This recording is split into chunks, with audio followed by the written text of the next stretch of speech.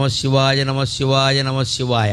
రాత్రి పడుకున్నా సరే నిద్ర పట్టకపోతే నమశివాయ. లేచి మొహం కడుక్కుంటూ ఉంటే నమశివాయ. అన్నం తింటుంటే నమశివాయ. ఎవరన్నా కనపడితే పలకరింపు కూడా నమశివాయ. మీరు ఫోన్ ఎత్తి మాట్లాడవలసి వస్తే నమశివాయ.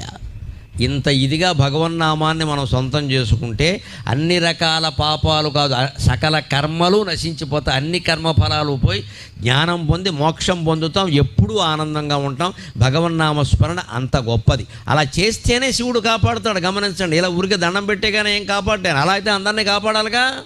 మనం చెయ్యాలి, ప్రార్థన చేయాలి ఖచ్చితంగా. అది ఆర్తితో జరగాలి, కన్నీళ్లు రావాలి ఖచ్చితంగా. ఆ కన్నీళ్లతోనే భగవంతుడి పాదాలు గడగాలి. అందుకే రోజు ఇళ్లల్లో కూడా కులభేదం లేకుండా, స్త్రీ పురుష భేదం లేకుండా అందరూ దేవతార్చన చెయ్యండి. బ్రాహ్మణులు చేసే దేవతార్చన వేరు. వారికి వంశపరంపరగా ఏదో వస్తుంది, వారి పద్ధతిలో వారు చేస్తారు. వారి బాధ్యతలు వారిని చేయనివ్వండి. వారిలాగా చేద్దాం